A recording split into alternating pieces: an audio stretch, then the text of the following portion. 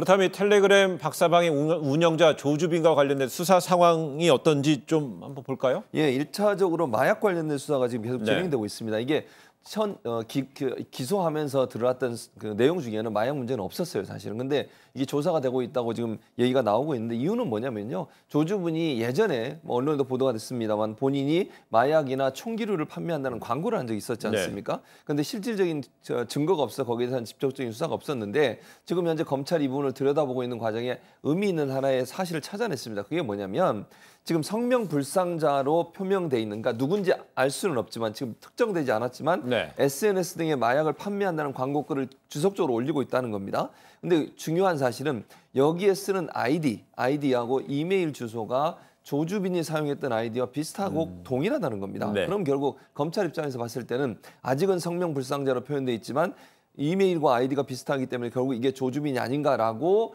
지금 특정을 하고서 수사를 집중적으로 하고 있는 상태라고 할 수 있습니다.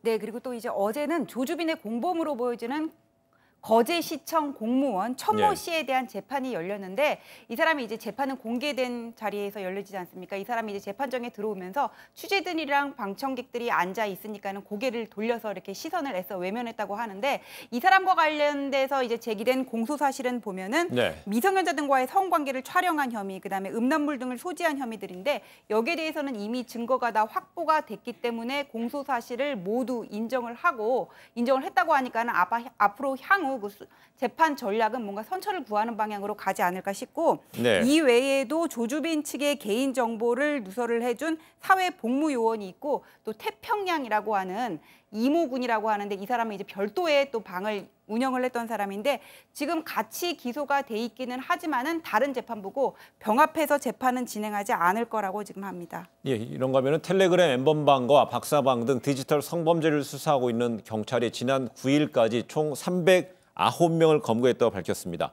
그런데 이 엠번방의 최초 개설자인 갓갓 그리고 또 조주빈의 공범 사마귀의 검거가 임박했다는 이야기가 들려왔는데 아직 진전이 없는 건가요? 그러니까 임박했다는 얘기가 들려오긴 하지만은 검거를 못했으면은 진전은 현재까지 없는 거고요. 지금 이 검거가 왜 이렇게 어려워지냐면은 텔레그램 같은 경우에 본사와의 협조가 없이는 지금 어떤 내용이 오고 갔는지 행방이 지금 어디에 있는지 신원이 어디에 있는지 확보를 하기가 어려워요, 수사기관에서.